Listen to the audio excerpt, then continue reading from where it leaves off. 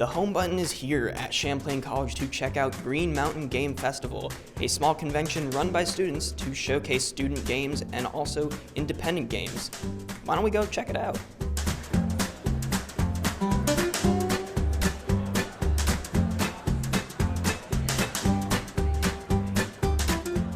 All right, I'm here with Eric Weinbrenner. On display is a game called Dad Quest. Could you tell us a little bit about what Dad Quest is? Okay, Dad Quest is an action platformer RPG. It doesn't matter what the genre is. Basically, you're a dad and you throw your child at things. Your child is an indestructible weapon and he can't be hurt, so there's nothing sketchy about it. No child abuse. No child abuse. It's just good, clean fun, and children love being tossed. You recently just launched your Kickstarter today, October 31st, the first day of GMGF. Why Kickstarter?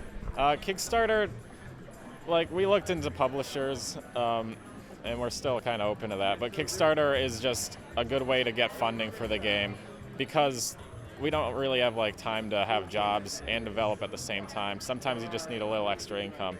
That's what the Kickstarter's for, just a little bit of money to keep us going.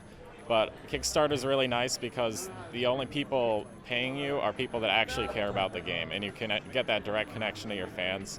And it's not like a big corporation funding you. It's like the people and what they actually want, and I think that's really cool.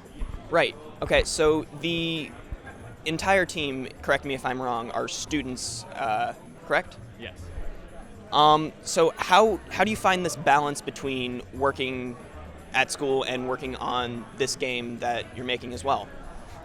It's kind of difficult. You have to kind of make your own class times actually. Plan out your schedule with your classes, when you want to go to the gym and stuff, and then you make your own classes for developing games outside of school. And then a lot of time on your weekends specifically, you have to give up in favor of actually making the game. So it's kind of a sacrifice, but it's worth it in the end. Hi, Joshua. Hi, how you doing? Explain to me what your game is. So this is High Impact Looters, a top-down roguelike in which you move using a bowling ball, and you're trying to roll around in this dungeon and avoid traps while pushing your enemies into them by slamming down on the ground to create a shockwave to knock them back. Right. So the first thing you obviously notice about this game is the controller and really how unique it is. So I have to ask, what came first, the game idea or the actual controller concept? The egg came first. The controller actually came first, and then it just informed the entirety of the design of our game. We've actually doubled down to make it more about the controller now. So we're pretty excited, and we're hoping to release it on an arcade cabinet setup. Really? Yeah, hopefully in the spring too. So nice. We're hoping.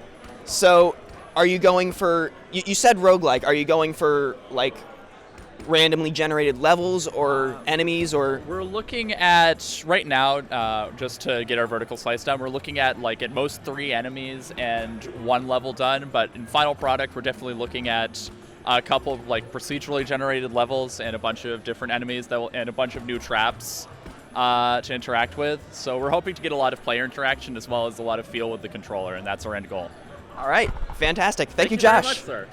Hello, Dan. Hello, Nate. So, what exactly is your game? Our game is called The Root of the Problem. It is a cooperative game where you play as 4 different characters who are trying to combat the sentient plant life who has just come up and taken over the world. What's unique about our game is the fact that all the weapons you get are based off of the plants you kill. So, for instance, there's a burn flower, which shoots flames at you and shoots sunflower seeds, but when you kill it, you can take it as a weapon for yourself, and since it's a dead plant now, it slowly degrades over time and becomes less powerful, so you gotta keep getting new weapons, but at the same time, your friends are trying to do the same thing, so it's more of I need to kill my friend to make sure he doesn't get the weapon, so I can use it instead. So you're going with this cooperative yet competitive kind of gameplay. What about that was kind of enticing to you?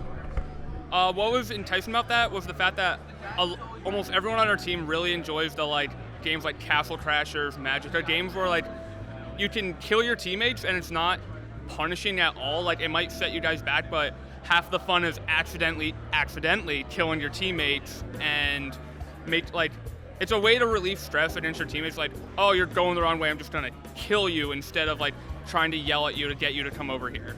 Fantastic. Yep. All right, thank you so much. Yep, thank you. All right, I am here with Shane Sealis. Hi, Shane. Hi, Nate. So, explain to me what your game is. So my game is a magic simulator. You use a wand and a leap motion, and you basically are able to cast spells. What's it called? It's called Dredgewick's Spellbook. Fantastic. So, what kind of spells are you able to do in this game? Well, you can do some practical spells, like you go turn the lights on, turn the lights off. You can, there's a little four-legged creature in there. You can make dance. You can levitate it. There's a few offensive spells. You can Let's hear about those. you can bring down a lightning bolt. You can actually, with your wand, you can just poke into the scene and mess up your four-legged friend. So, yeah. Sounds fantastic. So, why did you decide to use a leap motion and a wand instead of other input devices?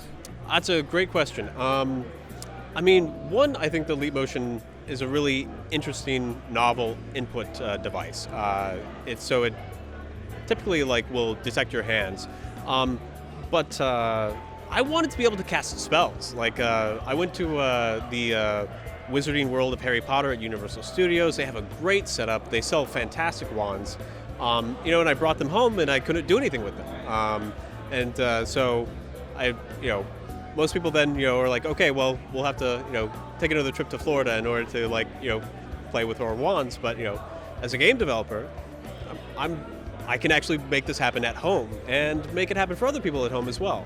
So that was my kind of inspiration for making a, spellcasting game. Fantastic. All right, Shane, thank you so much. Thank you so much, Nate. Explain to me what this game behind us is.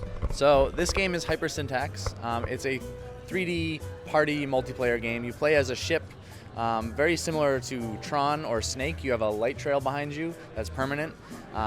It stays on forever in the level, and basically what you have to do is play capture the flag with this white ring, which you can see back there. You have to hold on to the ring for as long as possible, and then you win, and that's basically it. Last year at the Senior Showcase, we won Game of the Year and then Best Technical Achievement Award as well. What are the team members that were part of this game doing now? Almost all of them are on the game right now. So it's still being developed?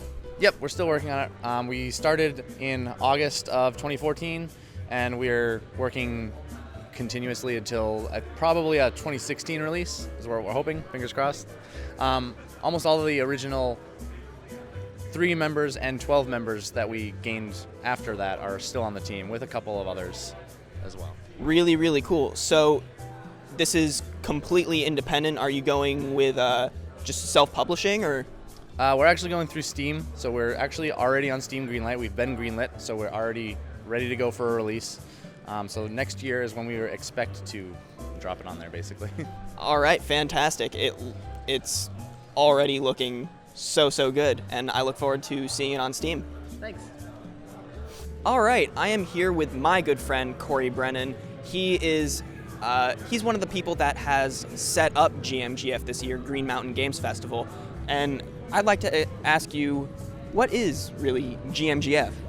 So the Green Mountain Games Festival is really a collective of students bringing their games together and really showing the games to a public audience instead of what the normal QA kind of setting is, where it's very internal. You get very criticized feedback, but this is such a different kind of feedback that you can get from people, and bringing these games together and showing them to the public, showing the public what we have to offer as a school, and really showing these industry people, like the speakers and stuff like that, some of the independent developers that we have here, that Champlain College is a great place for games, and not only that, but also Burlington and Vermont is a great place for games as well.